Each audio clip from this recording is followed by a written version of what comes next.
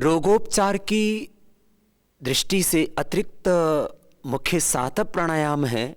आभ्यंतर प्राणायाम, चंद्रभेदी प्राणायाम, सूर्यभेदी प्राणायाम, नाड़ी शुद्धि प्राणायाम, शीतली प्राणायाम, शीतकारी प्राणायाम और कर्ण रोगांतक प्राणायाम।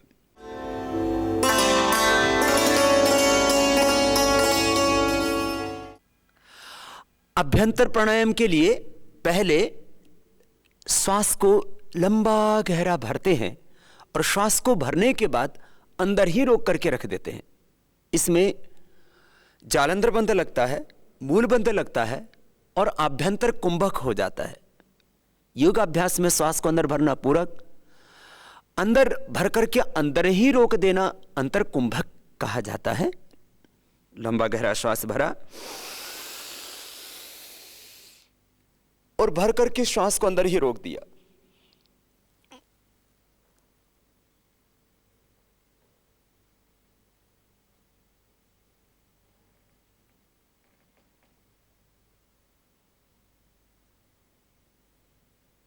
और फिर आधा मिनट से लेकर के 1 मिनट तक तो सभी कर सकते हैं।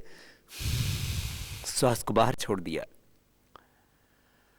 अभ्यास के बाद 2 मिनट और बहुत लंबे अभ्यास के बाद योगी जन 5-5 मिनट भी अभ्यंतर प्राणायाम कर सकते हैं। वैसे तो सामान्य रूप से यदि 3 से 5 मिनट किसी के शरीर को ऑक्सीजन न मिले तो हमारे ब्रेन सेल और पूरी बॉडी के सेल डेड हो जाते हैं और व्यक्ति की मृत्यु हो जाती है, लेकिन योगी तो मृत्युंजयी हो जाता है। आभ्यंतर प्राणायाम शरीर की दुर्बलता, कमजोरी के लिए, जिनकी ब्रेस्ट का, चेस्ट का विकास पूरा नहीं हो पाता है, उनके लिए उपयोगी है। शरीर का बल बढ़ाने के लिए, ऑटोइम्यून डिजीज के लिए, SLA MS और इसी तरह के और क्रिटिकल प्रॉब्लम्स के लिए। अभ्यंतर प्राणायाम के बाद अगला रोगोपचार की दृष्टि से विशेष उपयोगी प्राणायाम है चंद्रभेदी और सूर्यभेदी।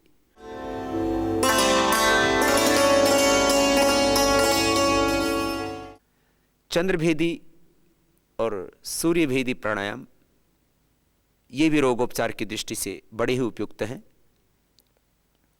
सीधे बैठ जाते हैं, दाएं उठाते हैं और दाएं नाक को अंगूठे से बंद कर लेते हैं। बाएं नाक से इतनी धीमी गति से सांस भरते हैं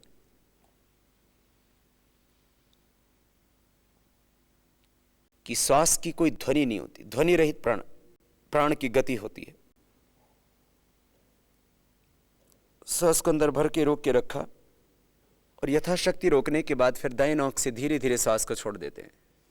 बार बार बाएं से ही श्वास को अंदर भरना, अंदर भर करके यथाशक्ति अंदर रोक के रखना और दाएं से छोड़ते जाना। इस अभ्यास की बार बार पुनरावृत्ति करना, ये चंद्रभेदी प्राणायाम है, जो उच्च रक्तचाप के लिए, जिनके शरीर में बहुत गर्मी रहती है, उनके लिए उपयुक्त है। फिर इसी तरह से दाएं से श्वास को अंदर भरना, धीरे धीरे साउंडलेस ब्रीदिंग होगी, अंदर रोक के रखना और बाएं से छोड़ते जाना। बार बार दाएं से भरना, अंदर रोकना यथाशक्ति और बाएं से छोड़ते जाना, धीरे धीरे इस अभ्यास को करना। इस सूर्यभेदी प्राणायाम होता है जो कोलेस्ट्रॉल के लिए, मोटापा के लिए, अस्थमा के लिए, कफ के रोगों के लिए उपयुक्त है।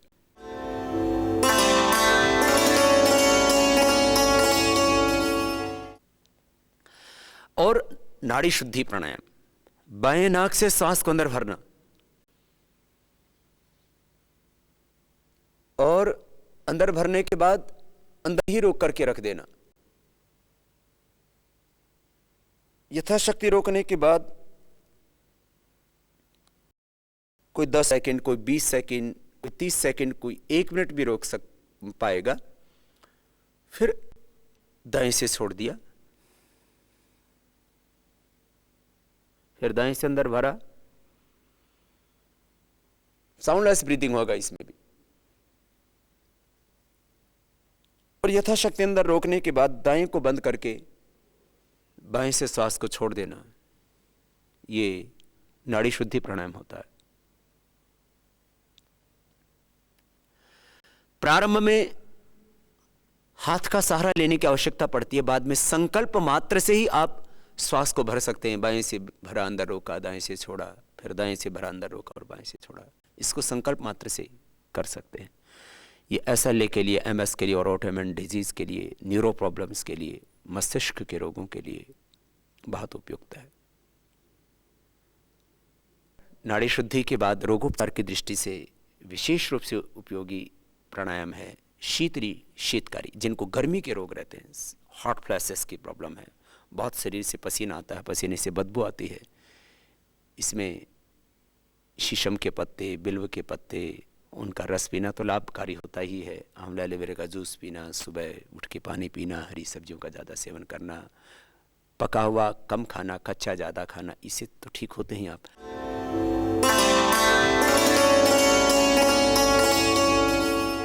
लेकिन ये शीतली शीतकारी ये बहुत ही उपयुक्त है गर्मी के रोगों के लिए। जीवा को बाहर निकाला और श्वास को भरा।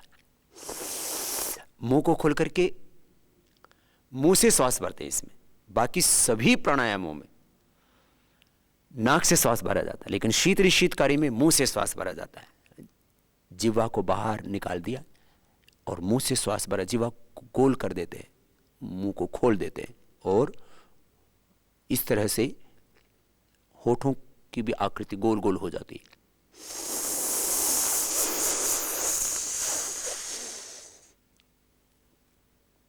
यथाशक्ति अंदर रोकने के बाद श्वास को बाहर छोड़ देते हैं। बहुत गर्मी लग रही हो तो रोकने की आवश्यकता ही नहीं, श्वास को मुंह से लिया और नाक से छोड़ा।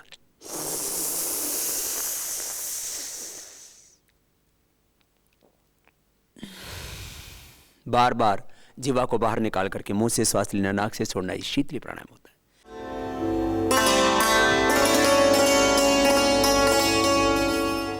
शीतकारी प्राणायाम में दांत बंद कर लेते हैं, होठ खुले हुए होते हैं और दांतों के पीछे जीभ लगा देते हैं। श्वास अंदर भरते हैं मुंह से ही।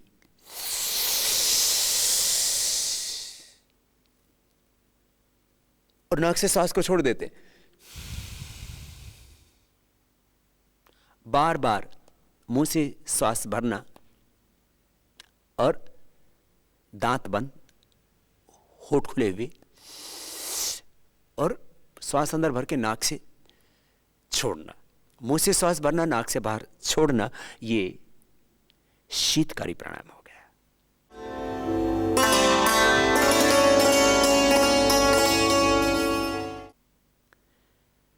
कान की बीमारियों के लिए विशेष उपयोगी है कर्ण रोगांतक प्राणायाम। जिनके कान बहते हों वे ना करें, लेकिन जिनको कर्णनाद की समस्या होती है उनके लिए बहुत ही उपयुक्त है ये कर्ण रोगांतक प्राणायाम।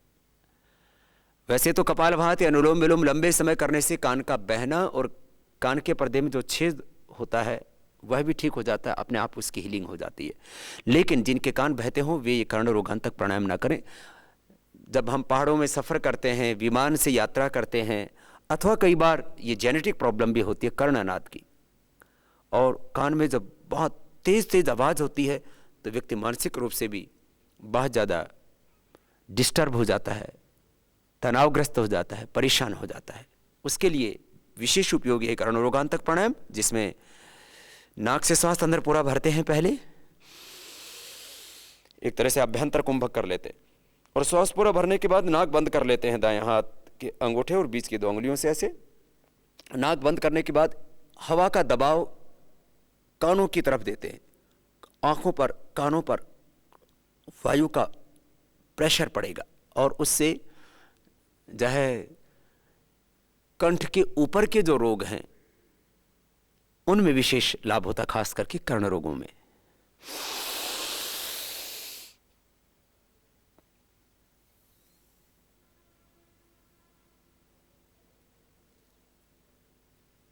तीन से 5 बार दबाव देते हैं, इसमें गाल पूरे फूल जाते हैं और हवा का दबाव मुंह से लेकर के, कानों से लेकर के आंखों तक आता है। यह कर्ण रोगांतक प्राणायाम है।